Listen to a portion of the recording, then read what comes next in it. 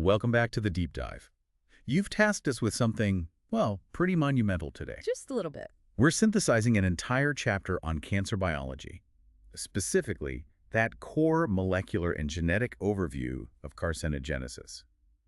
This deep dive is our shortcut, really, to help you understand the foundational biochemistry of how a cell breaks bad. That's right. And we're focused entirely on the mechanisms. So the genes, the pathways, the proteins, all the things that let neoplasms grow, invade, and spread. This is basically the foundation of oncology we're talking about. It is, and it's so important. To set the stage, cancer is still the second most common cause of death globally. So we're really studying the ultimate failure of a cell's own regulation. Exactly. And to get that clinical distinction, you really have to look at the difference between a benign tumor and a malignant one, which is true cancer. Okay. Malignant cells, they pick up this whole toolkit of really nasty properties. They get self-sufficiency and growth signals. They can stimulate new blood vessels. They lose their normal growth control. They start ignoring death signals. Right. But the deadliest capability, the one that is usually responsible for patient deaths, is the ability to move. Metastasis. Yeah. It's that invasion into local tissue and the spread to distant organs that separates an abnormal growth from a truly lethal disease. Okay, let's unpack how that whole process even begins. Carcinogenesis. It always starts with one critical misstep, right? Yes, a non-lethal genetic damage event. And that term, non-lethal, is so important. Because if it killed the cell, well, that's the end of the story. Precisely. The cell has to survive that initial hit. Then it can begin to proliferate abnormally. And what's crucial here is that the entire mass of abnormal tissue is of clonal origin. It all traces back to that one single cell. That single original cell. But we know it's not just one event. Tumors take years, sometimes decades to develop. It's a multi-step process. What influences that long progression then? The microenvironment, it's absolutely critical. We call it the tissue microenvironment, or TME for short. And that's not just cancer cells, that's everything around them. Everything. The immune cells, the fibroblasts, the extracellular matrix. These non-cancerous cells are constantly sending out signals that the damaged cells can hijack to fuel their own growth. So we have an initiating genetic event. The sources you gave us identify 4 broad classes of genes that are the central players here. You've got the accelerators, the proto-oncogenes, the brakes, which are the tumor suppressor genes. Then you have the DNA synthesis and repair gene. All right, the maintenance crew. There. And finally, genes that help the cancer evade apoptosis cell death or the immune system. That initial damage, it comes from a few places. We can classify it as either acquired or inherited. Acquired is what most people probably think of. Errors during DNA replication or environmental mutations from carcinogens. Exactly. And carcinogens can be things like radiation UV light causing pyrimidine dimers, X-rays causing strand breaks, but also chemical carcinogens. And the chemistry here is surprisingly sophisticated. It is. A lot of chemical carcinogens aren't actually dangerous on their own. They're what we call pro-carcinogens. They need an ignition switch. A perfect way to put it. They have to be metabolically activated, usually by cytochrome P450 enzymes in the ER, to become an electrophilic, ultimate carcinogen. That's the active form that actually damages DNA. So this lets us break the process into 2 stages. You have the initiation, that's the irreversible genetic damage, and then promotion, which is the abnormal growth driven by ongoing exposure. And to screen for these threats, labs use the Ames assay. It's a really clever test using bacteria to see if a chemical is mutagenic. But to catch those tricky procarcinogens, the ones that need activation, They refine the test. They add mammalian liver components that have those P450 enzymes. It's a great example of biochemistry in public health. we also can't forget oncogenic viruses. How do they fit in? They use a couple of main tactics. DNA viruses, like HPV, will integrate their genetic material, a provirus, into the host cell. And that doesn't directly cause cancer, does it? Not directly. It often works by creating proteins that actively downregulate key tumor suppressor genes like P53 and RB. It neutralizes the cell's defenses. And RNA viruses. RNA viruses sometimes carry their own oncogenes, prepackaged accelerators, that they just slot right into the host genome, immediately messing with cell signaling. Okay, let's dive into those accelerators then. The oncogenes. These are the altered versions of normal cellular genes, the proto-oncogenes. Right, and the key thing to remember is that they act dominantly. One bad allele, one hit, is enough to increase their function. So how do they get activated? One of the most common ways is a point mutation. A great example is the RAS oncogene. Which is a small G protein. Exactly. It's normally active for a moment when it's bound to GTP, but then it hydrolyzes it to shut itself off. A point mutation can break that shut-off switch, that GTPase activity. So if the cell can't turn it off, what happens? You get constitutively active signaling. The MAP kinase pathway downstream is just constantly on, screaming, divide, divide, at the nucleus. Uncontrolled proliferation. And it's not just tiny mutations. Big physical changes to the chromosome can do it too, like chromosomal translocations. Oh, absolutely. The classic example is Burkitt lymphoma. A piece of chromosome 8, holding the MYC gene, gets moved and stuck right next to a really powerful immunoglobulin gene enhancer on chromosome 14. It's like putting a tiny speaker next to a giant amplifier. That's it exactly. You get this massive, unregulated overproduction of the MYC transcription factor, and the cell is just pushed into relentless division. The same thing happens with gene amplification, where the cell just makes dozens of copies of an oncogene. So that's the gas pedal. Now let's switch to the brakes. The tumor suppressor genes, or TSGs. These are the proteins that normally inhibit growth, and they are fundamentally different from oncogenes. Because to lose their function, you have to get a mutation in both alleles. It's recessive. Correct. This is what Knudson's famous two-hit hypothesis for retinoblastoma predicted. You need to lose both copies of the brake. And we can split these TSGs into two functional groups. We can. You have the gatekeepers, which are like the cell's stop signs. They directly control the cell cycle and apoptosis. Then you have the caretakers. The repair crew. The repair crew.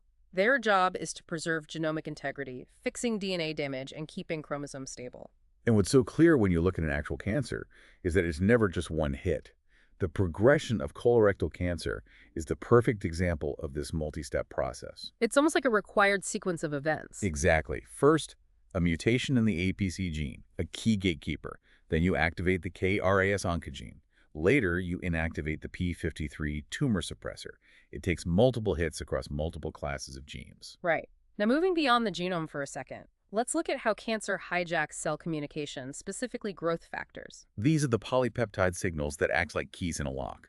They bind to receptors, kick off a whole cascade. Often using their internal tyrosine kinase activity. And if we take, say, the PDGF example, the binding stimulates a cascade that makes second messengers, which activate kinases like protein kinase C. And the critical outcome of all that? The critical outcome is that this cascade rapidly triggers transcription factors in the nucleus, things like MYC and FOS, which essentially force the cell into mitosis. Okay, and this is where it gets really interesting for me. Non-coding RNA, these microRNAs or miRNAs. Right. They aren't making proteins, but they're master regulators. They target and silence specific messenger RNAs. And when they get dysregulated, they can directly contribute to cancer. You basically have two types. You have your oncomers, which are overexpressed and act like oncogenes, and then you have tumor-suppressive miRNAs, like LET7, which are often underexpressed, so they fail to inhibit the genes they're supposed to be controlling. Which makes them really exciting targets for new therapies. Huge potential, both as targets and as non-invasive biomarkers. Speaking of intercellular messengers, what about extracellular vesicles, or EVs? Things like exosomes. Yeah, these are fascinating. They're these tiny sacs of material, including those non-coding RNAs that cells release. They're like little messages sent to neighboring cells. Influencing everything from proliferation to drug resistance? That's exactly. And because they're stable and they circulate in body fluids, they're another prime candidate for non-invasive biomarker testing. We also can't ignore epigenetics here. The non-mutational changes. The DNA sequence itself doesn't change, but how the cell reads it does. The two big mechanisms are DNA methylation, which usually silences genes, and histone modifications like acetylation, which affects how accessible the DNA is. And the huge clinical takeaway here is that these changes are potentially reversible. That's the key. We have drugs. 5-azadeoxycytidine inhibits DNA methylation. Vorinostat inhibits histone deacetylases. And they are already being used to treat certain leukemias by reversing the silencing of critical genes. Okay, let's move to the engine of all this. The cell cycle. Cancer cells are running their engines hot. They are. Shorter generation times, fewer cells just sitting around in that quiescent GRO phase. The chief guard at the gate of that cycle is the RB protein. It is. It normally acts as a physical lock, repressing a transcription factor called E2F to stop the cell from moving from the G1 to the S phase, the synthesis phase. And if you lose RB function, the brake is gone. The cell is just forced into rapid, uncontrolled division. But the central emergency brake for the whole system, the true guardian of the genome, is P53. It is. When DNA damage happens, P53 levels go up, and it triggers one of two things. either cell cycle arrest to give the cell time to repair, or if the damage is too severe. It triggers apoptosis, programmed cell death. Yes. But what happens when that system fails? Disaster. Complete disaster. If P53 is mutated, and it is, in about half of all human tumor cells with serious DNA damage, just ignore the alarm bells. They persist and they become cancer progenitors. Which leads directly to genomic instability, the mutator phenotype. Exactly. The cells become defective in their own DNA repair. You see things like microsatellite instability, where short DNA repeats expand or contract, and the more dramatic chromosomal instability, or CIN. That's where you get gains or losses of entire chromosomes leading to aneuploidy. An aneuploidy, having an abnormal number of chromosomes, is incredibly common in solid tumors and usually correlates with a poor prognosis. It just gives the tumor so much more genetic diversity to work with. And for true immortality, cancer cells have to solve one more problem: the ends of their chromosomes, the telomeres. Right, which naturally shorten with every cell division. Most cancer cells solve this by switching on high levels of an enzyme called telomerase, Which normal adult cells don't really have. They have very low levels. Telomerase maintains telomere length, giving the cancer cell limitless replicative potential. It's a great chemotherapy target, but a tricky one because you don't want to harm your healthy stem cells. Shifting gears to survival, cancer cells have to evade death.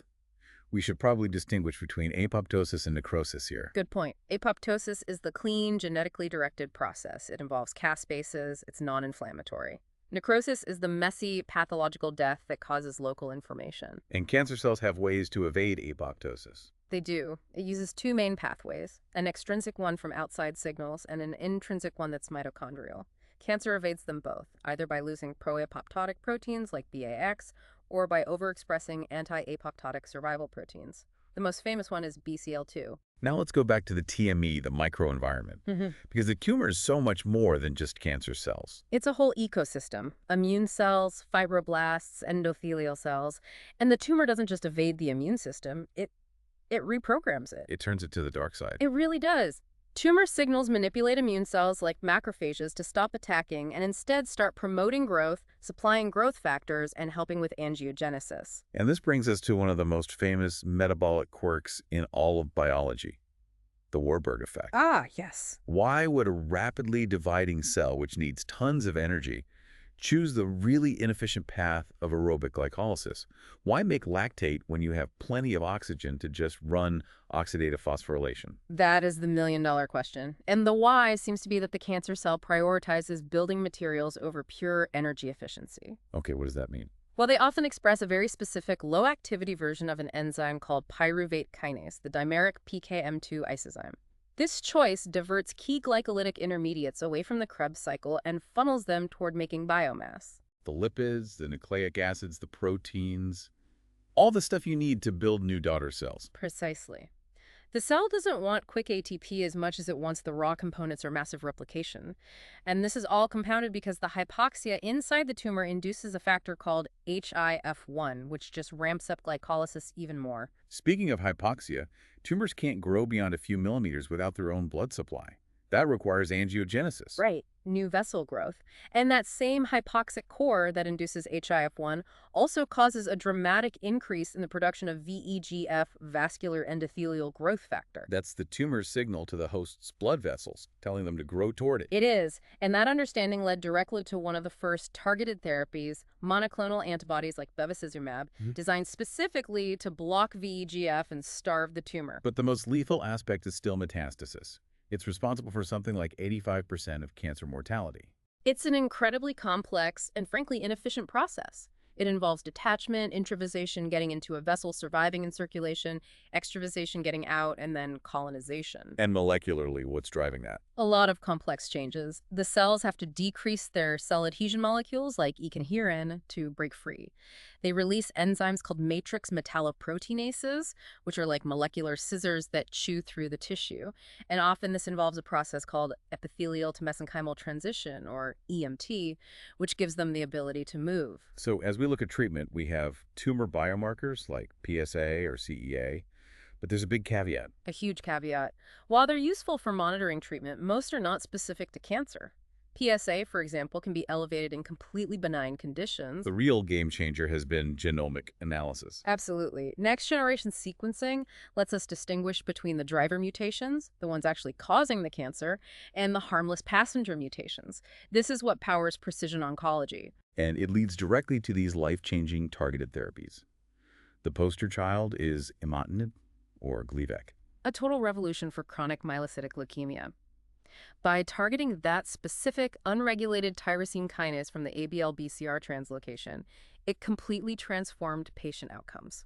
And now the newest pillar is immunotherapy, Yeah. using things like anti-PD-1 antibodies. Right. They work by removing the brakes that tumors place on our own T cells, unleashing the immune system to attack the cancer. Drug resistance is always the challenge, of course, but our deep dive into these mechanisms is the only way we make progress. That was an absolutely essential synthesis of the core principles. Thank you for sharing these sources and letting us unpack such critical material. The key takeaways for you, the learner, are pretty clear. First, cancer is driven by genetic mutations in oncogenes and tumor suppressor genes that mess up key signaling and cell cycle checkpoints. Second, the tumor's behavior really depends on manipulating its microenvironment and adopting these radical metabolic programs, like the Warburg effect. And third, understanding these exact molecular mechanisms is what's powering all of modern personalized medicine. Exactly. And here's a final provocative thought for you to consider. Given that the cancer stem cell pool often resists chemotherapy because it's dormant and has great DNA repair, how might future therapies evolve to specifically target these critical resistant progenitors without also harming the body's healthy stem cells, which, share many of the same traits? That is the challenge. Keep exploring these complex interactions. It's a field that promises to reshape human health.